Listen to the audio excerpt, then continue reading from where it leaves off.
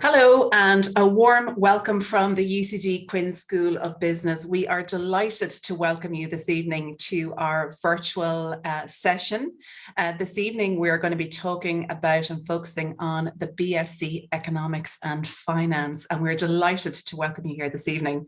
So I am joined by some panelists, some staff, academics and students from the school and the programme who are going to share their expertise and experience. We have 45 minutes together, so we're going to do a whistle-stop tour through the programme guided by the Academic Director, Dr. Conal O'Sullivan, and then we are going to open ourselves up for questions. So in the webinar, you'll see a Q&A button, and I'd encourage you to pop in any questions that you have. So I'm going to start now and just introduce you to who is with us this afternoon. So we are joined by Dr. Conal O'Sullivan. Conal is the academic director, so he is the academic head for the programme. We're also joined by Margaret Marr, and Margaret is the day-to-day manager of the programme. So Margaret looks after all the operations, all the student queries, and has many years experience in this area. So many thanks, Margaret, for joining us this evening. We're also joined by two final stage students, and I want to note a very sincere thanks to our two students who are joining us in the midst of week 7 of this academic term, and I'm sure there are lots of competing priorities and deadlines and assessments and MCQs. So thank you very much, Ellen Lucas. Ellen is in 3rd year of the Economics and Finance programme, and Matthew is joining us in the 4th year of the programme, having completed an internship opportunity. So we're going to do a quick overview of the programme. There are lots of resources on ucd.ie/Quinn, our Quinn School website, that we hope you've had the chance to look through. There are some videos, some testimonials, the prospectus, so there's lots of information there. So making most of our time together, we're just going to do a quick overview, assuming that you have done a little bit of research in this area, and we're going to give ourselves plenty of time for questions. So pop them in whenever you have them and we'll get through them. But for now, I'm going to hand over to Conal, and Conal is going to give us a quick intro and a recap on just what the BSc Economics and Finance is all about. Conal? Okay, thank you, Aoife. And thanks to all for coming along to the webinar today. So the Economics and Finance program at UCD is a 3-year program consisting of courses in economics, finance, mathematics, and statistics and probability. So in the first couple of years, because economics and finance depends so heavily on maths and stats, in the first couple of years, we tend to take quite a few maths and stats courses and probability, of course, as well. But we also take courses in business analytics and in general business as well. And then in your final year, we focus more on finance with some economics as well. So the program really equips you to acquire a really rigorous scientific preparation in economics and finance, with the ability to perform a quantitative analysis as well as qualitative analysis, with a critical eye on current issues in economics and finance. It's really well recognized. It's, as you may know, it's the foremost program in economics and finance in Ireland, and it's well recognized internationally as well. It's a competitive program, so it is difficult to get into, but this means that the class is of a really high standard, and it means that the modules can be taught at a really interesting level. The class sizes are pretty small for usual university class sizes, so between 65 and 75. Some programs can have upwards of a couple of hundred students in it, so relatively speaking, these would be reasonably small class sizes. In semester 2, there's an optional international exchange trimester, and then the program can be extended to a 4-year program by doing an internship opportunity in year 3. So this means after the first 2 years, you then take a 3rd year out to do an internship and then come back for your final year. But of course, some students may have some work experience already, or may do internships over the summer, so they might want to fast track and do the course in 3 years. There's excellent career opportunities and really excellent graduate study opportunities as well. So our students go on to work in banking, from investment banking to fintech careers, in stockbroking, in corporate finance, in economics roles, research roles. So there's a wide variety of careers that our students will go on to.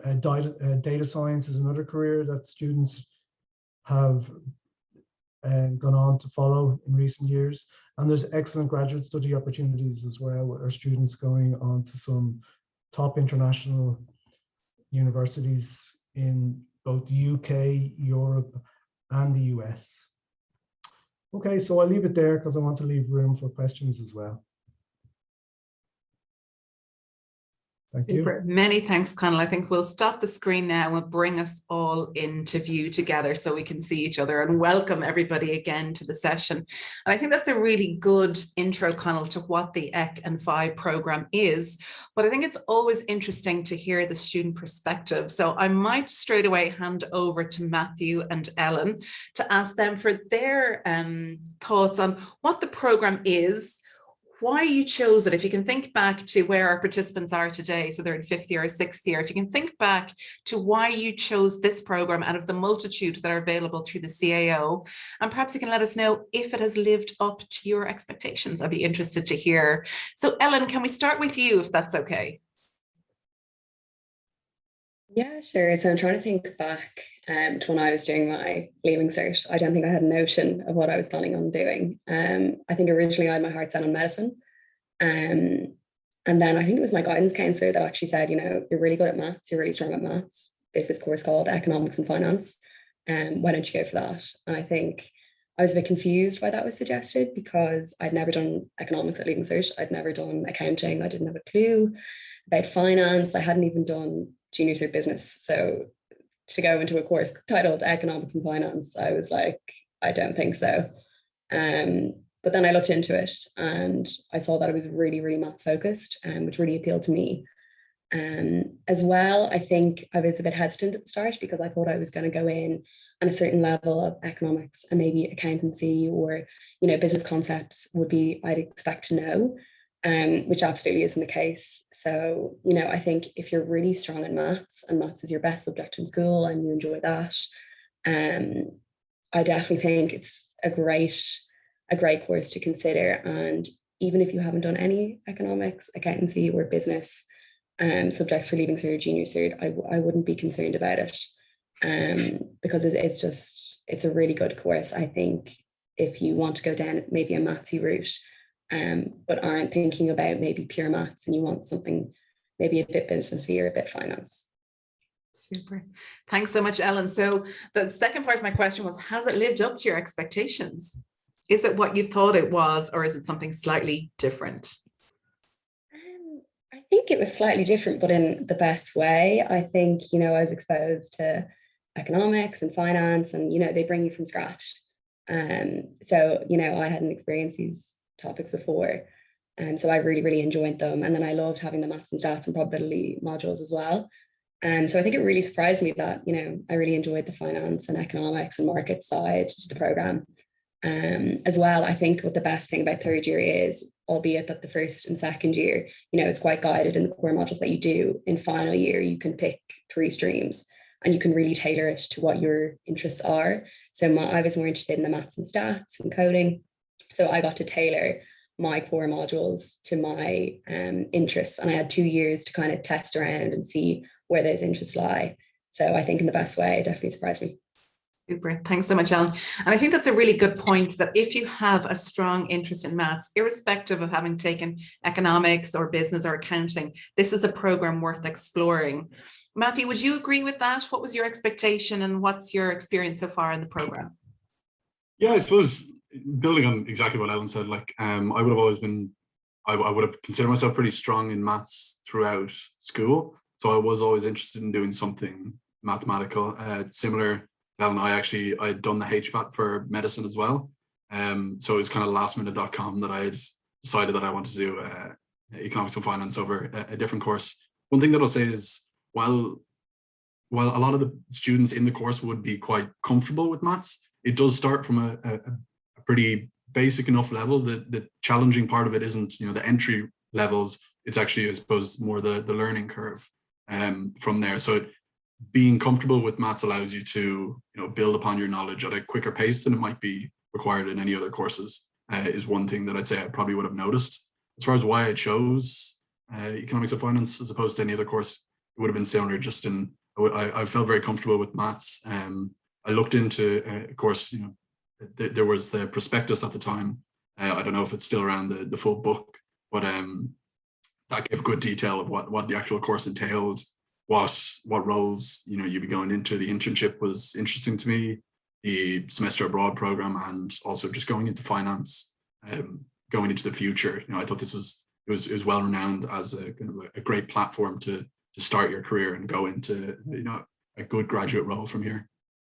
Super. That's a very good testimony. Thank you so much, Matthew and Ellen. But we're talking about the maths and stats, but I might just bring Margaret in here and ask Margaret to tell us a little bit more about other learning opportunities in the program. And I'm thinking in particular, Margaret, of electives. So if you could explain a little bit about what electives are, and then we might ask Ellen and Matthew what they have picked, if they picked any interesting electives and how they've worked that through their studies. Electives, elective modules are modules that you pick each year in the program. Now, in first year, you have one elective module to pick in the second trimester, which is after Christmas. And then you have two more in second year, and then two more in final year, whether your final year is third year or fourth year. So what they are horizon electives that you can pick from throughout the university. So generally speaking, I would have a student maybe who would say, I want to keep up an interest in a language. And then you'd say, well, you can pick a module from the Applied Language Centre, etc. Or something might be off the wall. You might want to do aerospace science. You might want to do something in equine studies. You might, there's such a variety of subjects there. But then you'll always have the student who says, oh, I don't know what I want to pick and whatever. But we also have electives, which we call options here in the school, that you can use that will build your knowledge of business and will kind of complement the program. So it is an interesting thing from the point of view of the students. Okay, you have your core modules, but you have these other opportunities to broaden your horizons if you want to. And it's not necessarily that everybody wants to do so that. The philosophy behind it was it allows you to broaden your horizons and pick an area of interest academically that may not be core to your program. And these are part of your degree. They will count for your GPA. So Ellen, I think you've picked some interesting ones this year. Do you want to tell us a little bit about what you're doing and why you picked these electives this year? Yeah, sure. I think, so far in first and second year, I kind of picked modules that were fairly on track with my degree. I think I did like an OR coding one. I did, maths and stats, I did statistics. But then this year I decided, it's my final year in college, I'm going to pick music ones. So I picked music ones for semester one and another music module for semester two. And it's really nice, albeit I definitely stand by picking electives that maybe apply to your degree, because it definitely helped me in first and second year. But I definitely think, if you do have an interest, like I played piano, I did music for Leaving Cert, I really enjoyed it. So if you do have an interest that's outside of your degree, definitely try find an elective that falls in line with that, because it's definitely a nice break from, the finance and maths and stats modules. Super. Matthew, what about you? Have you picked anything interesting over your 3 years in the Quinn School? So this year I picked food, diet and health, and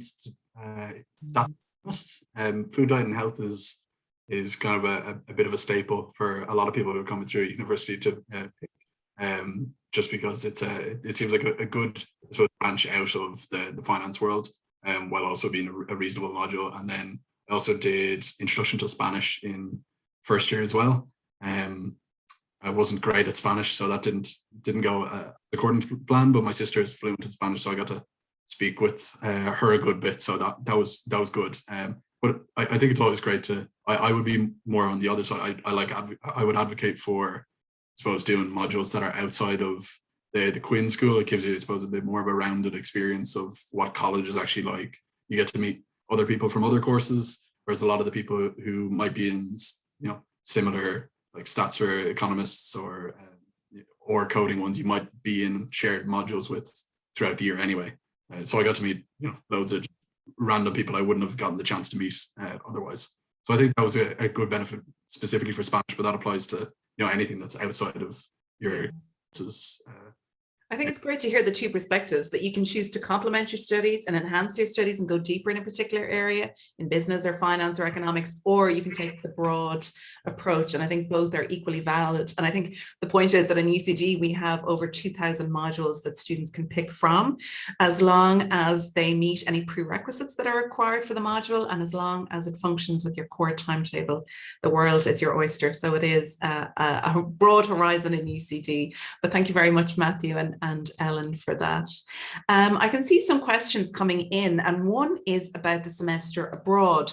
So Matthew, back to you again. I know that you spent a trimester, or due to spend a full trimester in the National University in Singapore. So could you tell us a little bit about how the semester abroad works in the Economics and Finance program, and a little bit about your experience in Singapore, which was pre and during COVID in March 2020? Yeah, of course.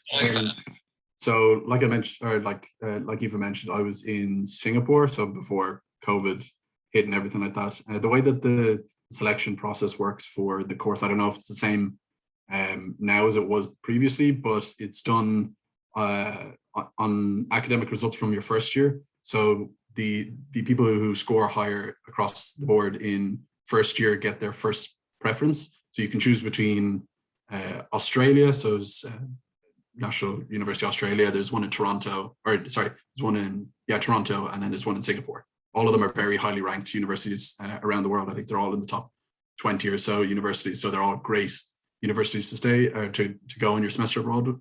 I chose Singapore personally because, firstly, it was a smaller group that would be going. So I always like to, I suppose, experience new things. I thought it'd be great to go to a culture that's just so far different from what we're used to here. And I also love traveling as well. So nearly every weekend we got a chance to go to Thailand, Vietnam, Cambodia, Malaysia, stuff like that as well. While also, getting to build relationships with people who are from Singapore, Malaysia, and other exchangers as well. So that was a great experience. Unfortunately, that got cut short, but if you have the option to do it, I would definitely recommend doing it. And that's why I suppose I'd be an advocate for trying, if you're interested in it, trying pretty hard in first year when you get in, just to make sure you have all your options open. But yeah, no, it's definitely worthwhile doing if you have the opportunity. Super. Thanks, Matthew. And I think we can say, yes, it is competitive. There are a smaller number of places on exchange for this program. Given the particular nature of the program and the fact that it combines maths and economics and finance, it is hard to find reciprocal universities that deliver in the way that we do in UCD. So it's always a challenge finding places, but we have, as Matthew mentioned, Singapore, we have places in Canada and Australia. So there are opportunities there. And I guess the other thing we should flag is that if students don't get the opportunity to go on exchange, there are also summer schools that can be availed of. There is a finance trip to London, which is in second year for students in September. We have international case competitions. So there's lots of other ways to get involved internationally, I think. Connell, I might turn to you. A student is asking, is it a wise decision to go for this course if maths and accounting are your strongest and best subjects? And I know that Ellen was touching on maths and her interest and love of maths, but what do you think for the student who's posed that question? Is this the best course if you are interested in maths and accounting? Well, it's a very suitable course if those are your interests. The course is particularly suited to students who are really good problem solvers, so who are good at maths. And if you've done accounting before, that's great, but it's not necessary. There's not that much accounting in the course, but there is some accounting in the first year. But it's taught as if you haven't done any before. And the same goes for economics. So if students have taken economics before, that's great. But if they haven't, that's fine too, because we teach it from scratch. So if you're really good at maths, and you want to perhaps work in financial markets in the future, this is a really suitable course for you. Absolutely. Thanks, Connell. The one thing I might add is if you're particularly interested in accounting, the Bachelor of Commerce degree might be one to take a look at, where there is more accounting content, core content in the program. Of course, you can pick electives and options in final year to take more accounting modules, but if that is the area that you're interested in, I think, Connell, it'd be fair to say that the Bachelor of Commerce might be a better option than the Econ Phi program. Yeah, so the Econ Phi is more focused on economics and finance, obviously, but we do some accounting because it's important to know the basics of accounting. But generally, our students don't go to work in accounting firms. Yeah. They work in consulting firms, and they might work in corporate finance in the big four firms, but generally not as accountants. So if accounting is something you're more interested in, then the BCom is definitely more suitable. Super, thanks, Connell. And I see an interesting question here, Ellen, and a student has said, I'm in the same situation as Ellen with no business background, but I'm very strong at maths, but hasn't done economics. I'm not sure whether I'd have an interest in or enjoy it. Is there anything you would recommend? So that's an interesting one. Somebody who's very good at maths, but hasn't done any economics. Ellen, would you have any recommendations, or Connell? Yeah, I think I was in the exact same boat. So I think as well, I was a bit nervous I wouldn't like the economic side or even the finance side. Obviously, you can look into the perspective of the course and you can try and wrap your head around these terms you've never heard of and look it up on Google and stuff. But I think you can tailor it really to yourself as well is a big thing. You know, there are core modules that involve economics and finance. But if you hit final year and you think, no, you know, maths and stats is what I want to focus on, which is in my case what happened, you can pick the maths and stats stream where it's very, you know, your modules overlap with financial math students, with pure math students. So I wouldn't be too worried. I think if you are really hell bent on maths, you know, there's the DN 200 in UCD, which is great as well, which I was considering, which is kind of a financial maths course, or there's also, you know, pure maths. But if you're thinking, you know, maybe that's not the route and you want maths with a bit of business or maths with a bit of practical application in finance, I think this is the course for you. Super. I think that's really helpful, Ellen. And Matthew, you might add to that as well. I think one of the difference between our program and the DN 200, which is the science program that has the BSc in financial maths, is that we have the 1-year internship opportunity. And I know that's something that students are very interested in. And Matthew, you have just returned from a year working remotely or in person in the office. So could you tell us a little bit about that, about the internship? Yeah, sure. So I did my internship in it's a private equity firm called Bain Capital. So that's in Dublin. Majority of people do their internships in Dublin. It's generally for 9-month periods. Some of them get extended. So I extended mine out for a full year from August to August. Again, it's a great opportunity to apply, I suppose, a lot of the learning that you've accumulated from the first 2 years and to put it in a real business perspective. And you also get the opportunity to work and build relationships with people in the real world as well. And while you might necessarily use all of the information, you'll pick up a lot more practical information from the internship too. So say, for example, in private equity, a lot of the stuff that we would do is making, what I would have done would have been looking at potential investments across the spectrum of equity and credit investments. While I mightn't have used too much accounting in that, there's also a lot to be said for what you might learn and bring forward going through to final year and beyond from that experience. So I think there's over probably 50 or 60 different companies that are on the potential list of internships, and you apply to 5 of them and then do interviews based on that, and you can see how applications go from there. Super.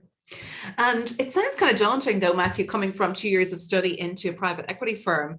How did you face that challenge? Was it difficult to move from full-time study into full-time employment?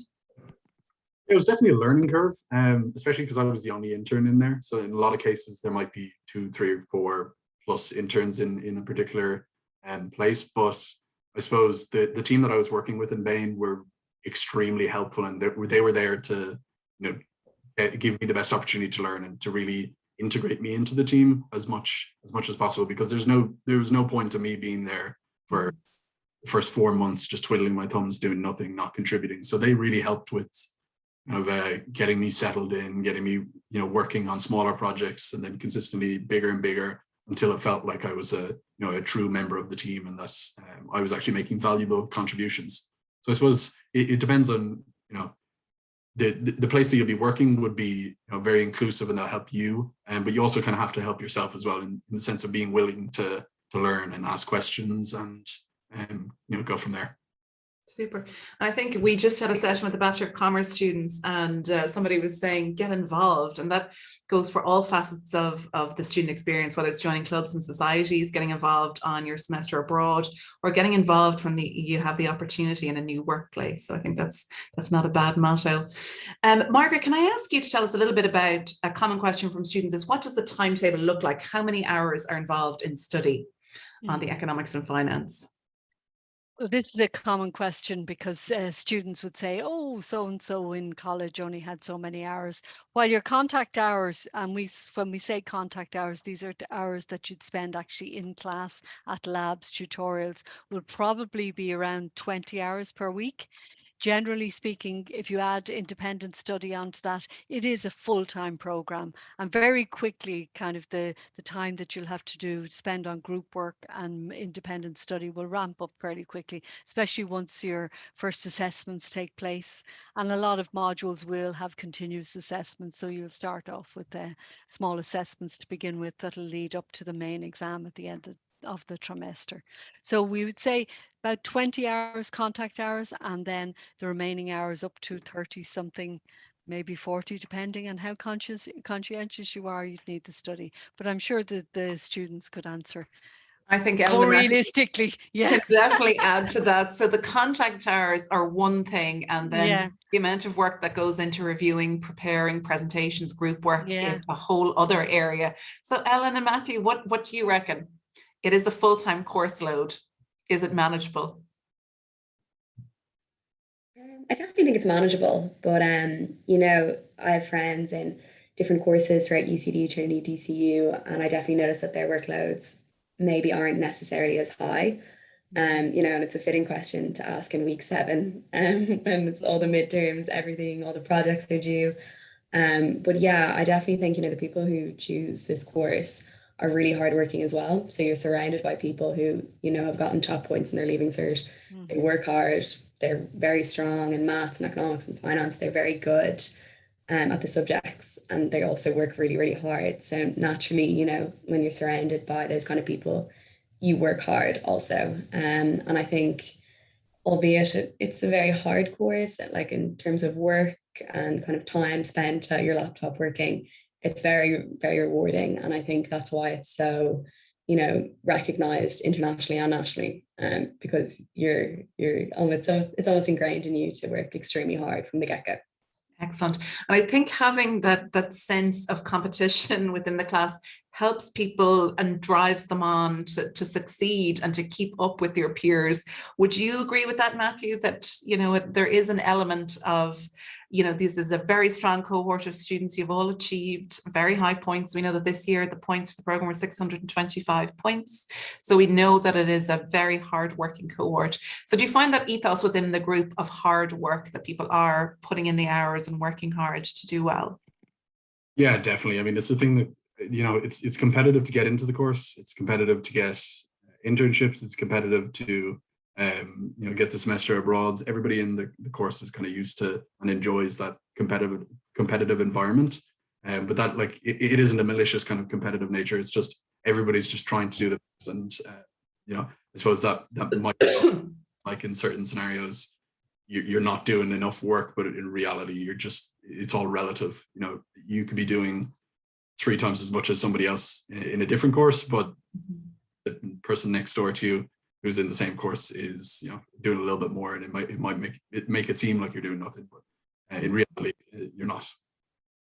Okay, thanks so much, Matthew. I'm seeing we're getting a couple of queries about careers. Conal, can I turn to you a little bit about careers? Could you maybe say a little bit about where students go, where you've seen students progress to, Somebody is interested in cryptocurrency and is asking, do we have anything on cryptocurrency, which we do have in the school. In our electives, we do have cybersecurity, we have a module on cryptocurrency, but just overall, Conal, where do students go? Where have you seen students progress to when they complete?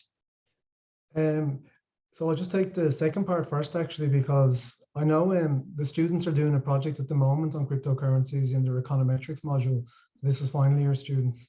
So they're working with a series of cryptocurrencies and running some econometric models on those cryptocurrencies. So whilst we don't have a model fully devoted to them, as you mentioned, you can take an elective there as well. And it looks like one of our modules does touch on it. So careers, well, so the traditional career for our students has been investment banking, whether that be in sales or trading roles.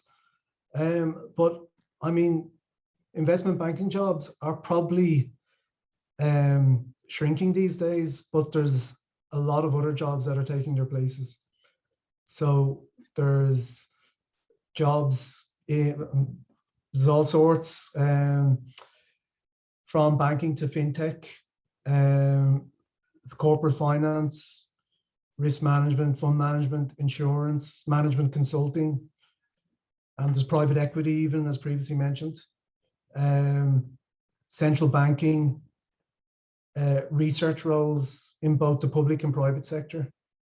So really the world is your oyster once you graduate from this program, and there's a real demand for students with the skill set that economics and finance graduates have. I saw another question was asking about tech jobs as well.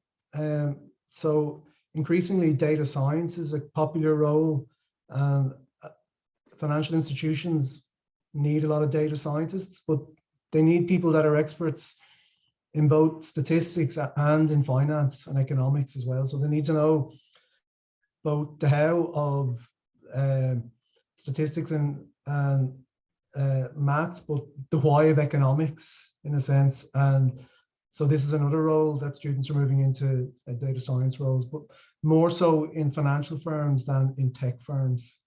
But anyway, the world is your oyster with this degree, and you can work in major cities around the world where there is a thriving financial industry. Super. Thanks, Conal. And one thing we might add is that we have a strong career support function in UCD. We have the Career Support Network, and they work with students throughout their degree to help you refine your career choices. We run, as I mentioned before, a study trip to London to bring students to see, are they interested in working in finance? There are the summer internship opportunities. There are many career supports to help you make sense of the myriad, and there are myriad choices out there available to students coming from this degree. But many thanks, Conal. A student has just asked, and this will be for Matthew and Ellen, I think, is a high level of maths necessary? I find myself to be good at maths, but not amazing. What would you say, Ellen and Matthew? I know we've touched on maths before, and I think this year we found most students are coming in with the H1, so I guess on average the level is pretty high. But what would you say to a student who's thinking, I'm good at maths, but not amazing? Is this the course for you? I would say being good at maths is definitely helpful. You know, especially the further on you go, it does build on knowledge pretty quickly. Specifically going from, you know, first year to second year, and then if you're doing an internship, you're kind of getting that break. So you'd want to be pretty quick picking it up again. But it's not, you know, not everybody in the course is fantastic at maths. There are a lot of people who are just really good at writing reports, and you know that is their strength. And say, for example, in finance modules, there's a particular role for that kind of person who's, you know, way stronger at writing reports than doing the financial analysis. But I would say that being good at maths is probably in your best interest to be pretty strong at it. Specifically looking at, I suppose, I'm doing the maths and stats specialization as well in final year. You would probably want to be pretty comfortable with some abstract, to a degree, abstract maths, not just, I suppose, accounting kind of maths. Super. Thanks, Matthew. And I think, Ellen, you mentioned it before, you need to have an interest in this subject area. You know, it has to be something that you have an interest in that you can sustain over a 3 or 4 year period, because it is a long commitment to sign up from 17, 18 to 21, 22. But just, I see an interesting question here that's popped up, and it is, what is the gender ratio usually in this program? And I think Matthew and Connell might want to jump in, or Margaret and Connell might want to jump in here.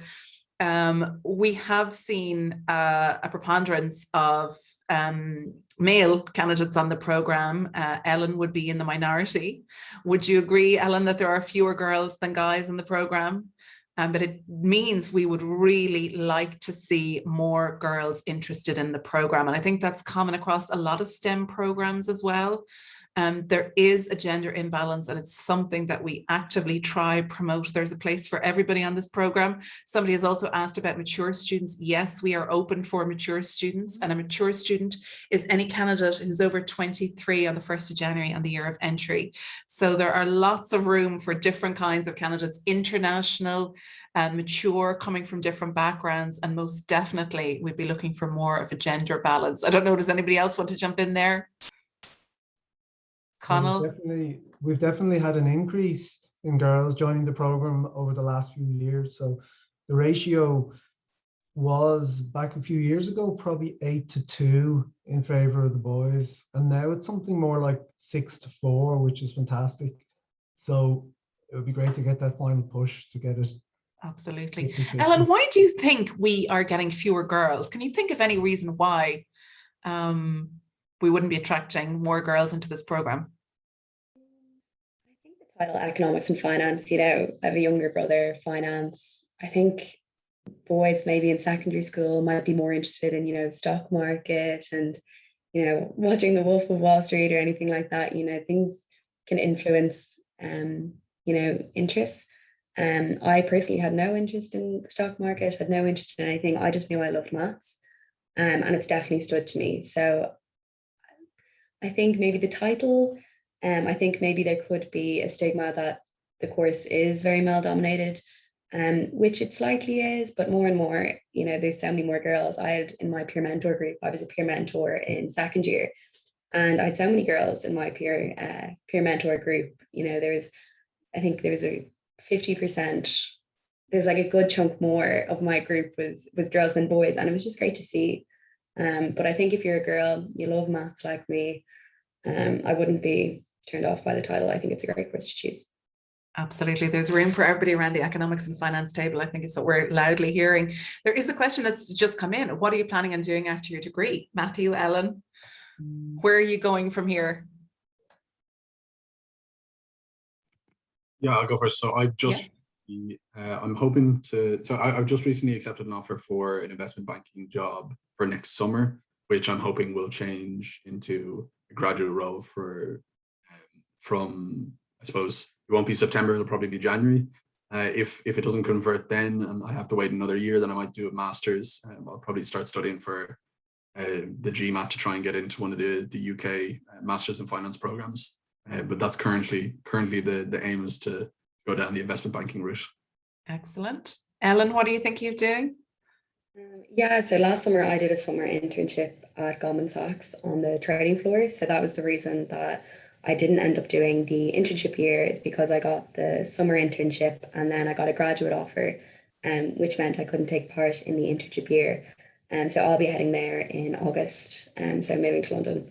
And I'll be an emerging market equity derivative trader, which I wouldn't have thought at the beginning of the course that I would ever end up doing. So like, honestly, if you want to travel abroad, I think this is a great launch pad, and it's really well recognized in the UK as well by big firms. Excellent. That is fantastic to hear for both of you.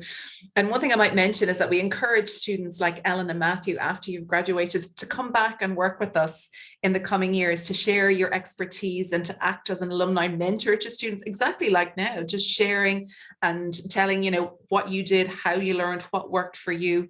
So we've run a successful mentoring program for the last number of years, and the economics and finance students are very much part of that as well. I'm just conscious that we are in the last 4 minutes of our session. So I'm just going to have a quick check and see well, somebody is interested, Ellen, what's it like working in Goldman Sachs? That might be a quick one. I'm sure you're going to give it a thumbs up, seeing as you're joining them. Somebody else is asking about how do they know what kind of maths, or can they get a sample maths lecture? Conal, what would you advise? Would you advise maybe checking into the module descriptors online to read through what's available in the modules? Any other advice or guidance? Yeah, so I checked the course website and looking at the individual modules to get a sense of the lectures. I don't think we have any sample lectures online. I don't Not think that many, so. no. If you were to Google say quantitative finance lectures on YouTube, you might get, or say something like portfolio theory or derivatives. There'd be plenty of videos on YouTube where you'd have a mix of mathematics with financial markets that is very common in this degree program. And if you find yourself being interested in those types of videos, then this is probably a very suitable course for you. Super. Thanks so much, Conal. Matthew and Ellen, could I ask you to just give any final words? Anybody who's hesitating or wondering, is this the program for you? What is your advice? Jump in, just do it. What would you say? Yeah, I mean, like if you're a high achiever, you like maths or you like economics, or you like finance, and you really want to, have a great launch pad that, it's recognized in Ireland and abroad, I don't think you can find a better course in Ireland. Super. Thanks so much, Ellen. Matthew, anything else to add? No, I definitely agree with that. It's a premier finance course in Ireland. Great launchpad to be moving over to London if that's what you're interested in. Running a finance, fintech, as Conal mentioned as well. So I think it's a fantastic course. It's lived up to my expectations. And if you're interested in any of the three, maths, statistics, finance, in general, I think this is the best course to be going for. Super. Listen, thank you so much. We're just going to conclude now. So I will say that we're starting another session at 7 o'clock. If we didn't get to answer your question, you can jump on at 7 o'clock and ask us anything at this point in time. We'll do our best to answer. We also have a UCD open day on the 13th of November. So please come along and join us then as well. Before we conclude, I just want to say a massive thanks to Matthew and Ellen. It is really important to have the student voice and the student perspective here. So we're delighted you could join us. And thank you so much, because it is such a busy week. It is week 7 of a 12-week term, only 5 weeks until final exams. So thank you for making the time. And also to Margaret and Conal for joining us as well after long and busy days in the Quinn School. So thank you to everybody who attended this evening. Good luck with your choices ahead. Good luck with the CAO. And if we're lucky, we'll get to meet you in September 2022 in the Quinn School on the BSc Economics and Finance. So thank you so very much for joining us this evening. Take care. Bye-bye.